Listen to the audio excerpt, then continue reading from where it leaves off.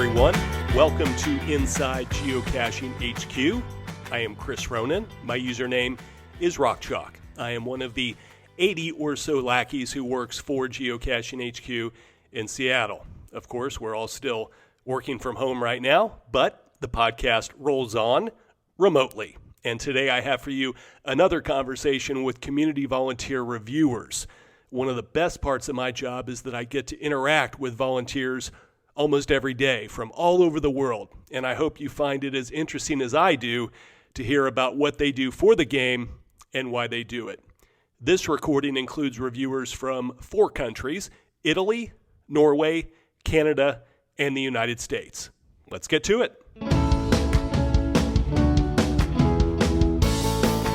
So we have reviewers here from several different countries, which is really exciting to get all these viewpoints from different parts of the world. And as we start, I'd like to just ask each of you to give your reviewer name, where you review, how long you've been doing it for, and if you can remember back to how you started reviewing, maybe how you were asked or why you decided to say yes.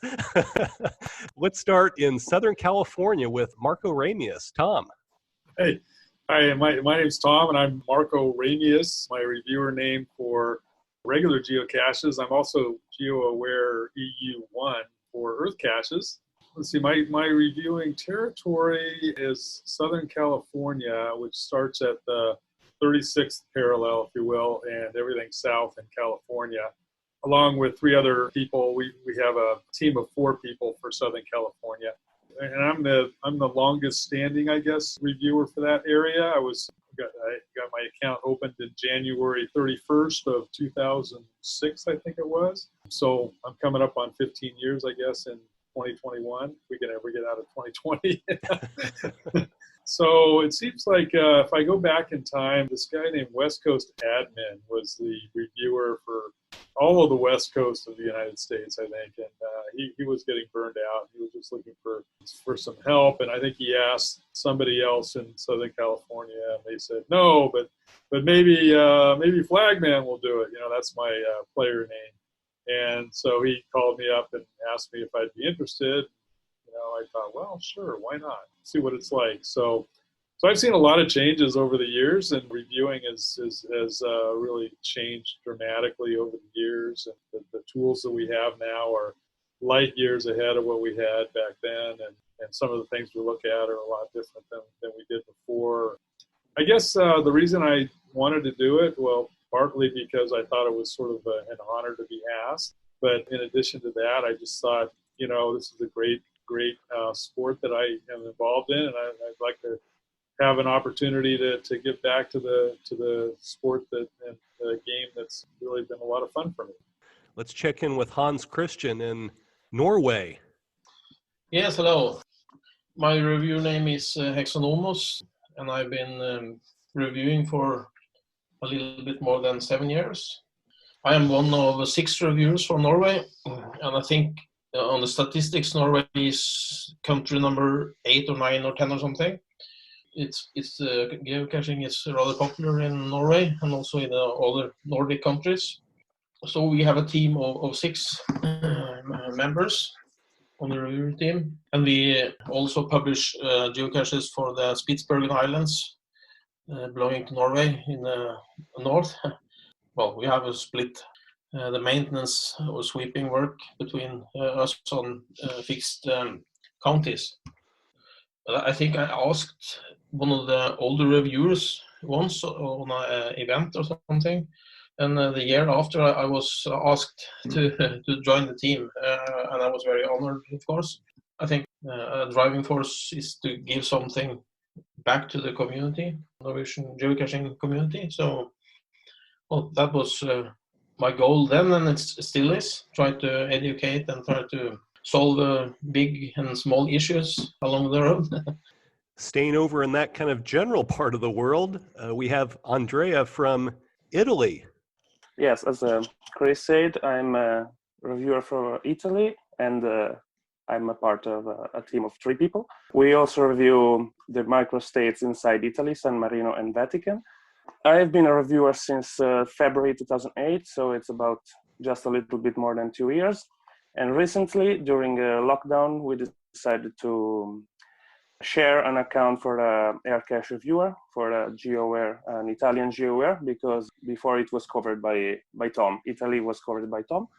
I've been asked by the first Italian reviewer, Kazuma, to become a new reviewer about 2 years ago, as I said. I had the chance to meet him because we were both part of a scientific non-profit association. So we had the chance to get to know each other. And when he decided to retire from his reviewer role, he asked me and another one to take his place, mostly. I was very much happy to be asked. I've always wanted to see how the game is from the other side. And I like this part of the game mostly in the way of helping people to publish a cache, to educate them about how to follow the guidelines, how to improve their listings and their caches to make them fit the guidelines more. And also I like very much to see what the caches that are sent to review, because I always live geocaching as a discovering of places, of the stories. And so reviewing caches from all around the country, I had the chance to know a lot more than just finding caches. And we also have from Ontario, Canada, we have CacheShadow, Roy. Hello there. Yes, so my play name is RCA777, and reviewing, as Chris said, as CacheShadow since 2011. I think 9 years we're at almost. It's almost 10. So first got into the game itself. A family member had bought a GPS and it actually called me to look up some coordinates on geocaching.com for them, and I found it interesting. I went with them and loved it. And then a few years later, two of the Ontario reviewers, there are currently 3, there used to be 4, they had seen how I'd worked with the community and organized some events and thought, well, perhaps I could help out in a capacity for tidying up caches that have been abandoned. So we call it sweeping. I was quite good with automating tools and working through computer programs, was very good at dealing with people in the community. And I said, oh, it sounds like a good mix. And I tackled that fairly quickly, and then found that I could probably offer more if I started actually reviewing caches, not just tidying them up. And I was tapped on the shoulder, and the qualifications essentially being that I like to work with everybody in the game, and I just wanted to give something back. And same as everybody else, it's the game made such a difference to me. It gave me this extra community that I could be a part of. It let me make great friendships, and to this day, I've traveled the world seeing people I'd met through the game, and just having that tap on the shoulder is a great privilege and great honor. But I can actually do something and not just sit at home and talk about it. And particularly within our reviewer team, we all have different opinions, and so we all talk about different ways things could be done. And it was a great opportunity for me to take that and use that voice. And HQ listens to voices, and that was one of the other things I thought I could probably do about making the game more of what I thought it could be and other people thought it could be. And here we are, almost a decade later. Each of you has mentioned that you review as part of a team, and I'd like to ask a little more about how that works as far as bouncing ideas off each other, things. I mean, just kind of how does the team dynamic work for reviewing Hans Christian in your area? How does that work being part of the Norway team? In the Nordic countries, we used to have an annual meeting. Most of them, both the Swedish and Finnish and Danish and Norwegian reviewers meet once a year. And this on a 4-year rotation, we move through the countries, and that has been very good, both socializing with your own team and also the other local teams. And we have, of course, advantage with the languages. The meetings are in English because of the Finnish reviewers, but I think that's a good thing. In addition, the Norwegian team also has an annual meeting where we meet. And we have also a third meeting, a more technical meeting, dealing with the software, the new sweeping system, and so on. We have a great range of of reviewing experience here from Andrea, who just started within the last couple of years. Tom, I think you said you're coming up on 15 years. I'm curious to ask a few of you how reviewing has changed over time. Roy, you're kind of right in the middle, I think, of the experience levels here. How would you say that reviewing has changed in your eyes in the time that you've been doing it? I think the way that players approach the game is a little different today than it was, I'd say, 10 years ago as a player, or even 9 years ago as a reviewer. And I think that it's easier for people to be involved in the game, and therefore they may not spend as much time making themselves aware of the nuances or of the guidelines because they're excited. They've got something that is easily available to them, and they just want to go out and do it. And it's a great thing. Whereas in years gone by, playing the game involved an investment. You'd buy a GPS unit, and that was your only option, and that wasn't necessarily a cheap investment. And then you would painstakingly go through all the different requirements of playing the game. So on the reviewer side, the change in approach of geocaching being more accessible sometimes can mean that the way that you take care of the reviews, you've got to ask more questions, because people have a tendency to want things now, which makes perfect sense. But as far as being in the reviewer's seat, the improvements in technology, and by technology, it really is a software environment, as HQ have release updates for players to improve the game, maps, features, etc., etc. They've not left reviewers behind, because they also improve tool sets that we use on our side, which aren't vastly different from what players use, just a few more extra buttons perhaps. Those have increased along at a similar pace. And so we're now able to get more information up front to be able to help a geocacher get the cache published. Whereas back in the day, you might be taking information that you've been provided and copying it and pasting it into your own software or another third-party tool. So that's definitely changed. There's more of, I guess, from reception to publish, it can be more of an automated process, but you still need those eyes to read the cache pages, and that certainly hasn't changed. Andrea, you had mentioned earlier that you, before becoming a reviewer, you were curious about what it might be like. Is it what you expected? Is it significantly different than what you thought it might be? When you think about what being a reviewer could be, you always think about the good parts, like knowing the backside of the game. Then later you realize that it's not only that, but I also train in martial arts. I'm a martial arts instructor. I think it's more or less the same thing. You know, in martial arts there are levels, like the belts in karate or something like that. The more you have a higher belt, it's not about having better perks, better things for you, but the higher level, the higher the responsibility you have toward your community, toward the game itself. I know all of you attend events in the community. You're very active in your local areas. I'm curious, when you meet people in the community, what are the most common questions that you hear from players? Hans Christian?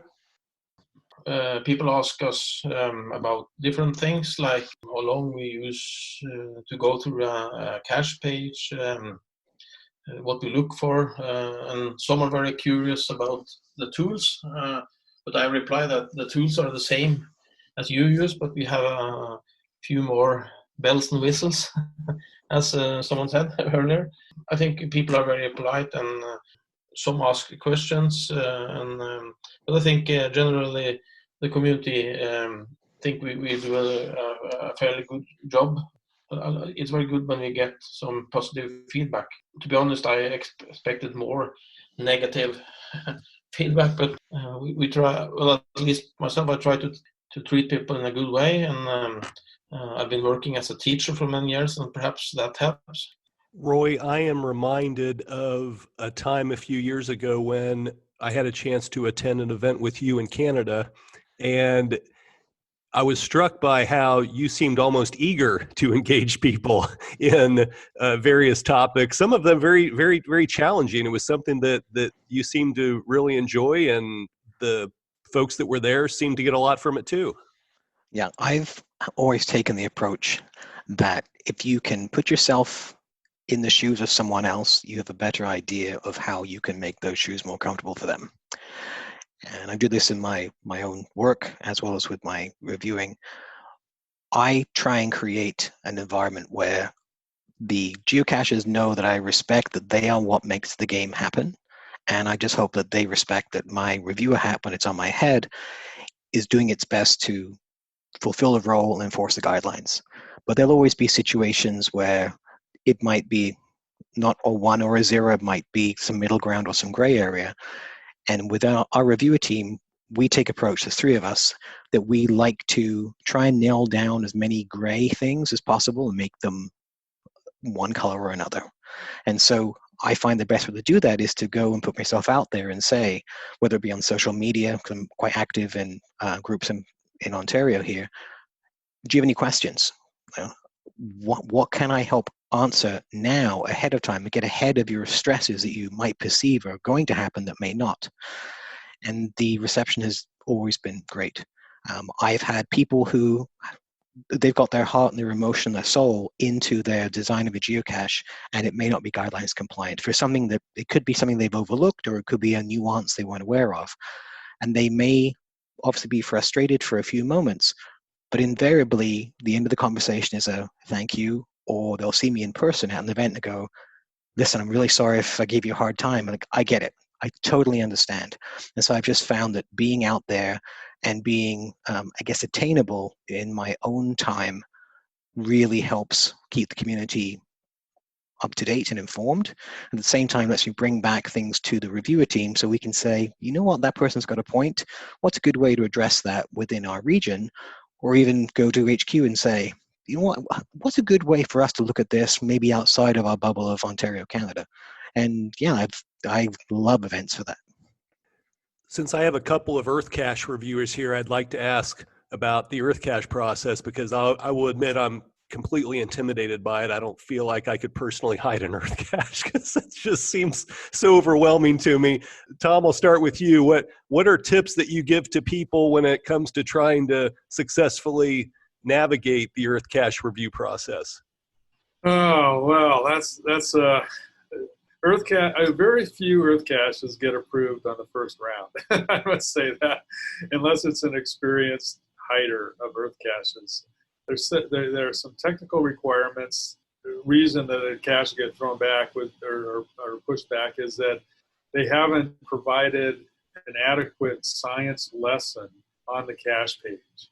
You know, it's not good enough to just point out a location and say, oh, isn't this cool, and answer some questions about the geology. There has to be like a robust science lesson about this specific site that can be reviewed, or that the cacher, when they go to the cache, they'll be able to look at this particular location, find something very interesting in a geological manner, and be able to answer questions about it that can only be answered if you're at that specific location and the questions relate to the science. That's kind of a long-winded way of saying EarthCache guidelines pretty clearly state that you need to have this specific science lesson and logging tasks that relate to the science lesson that also prove that you've visited the site. And those are the primary issues. Once you get past that, then the other sort of technical things that we ask for is, if it's in a foreign country, that you have to have the listing in the local language.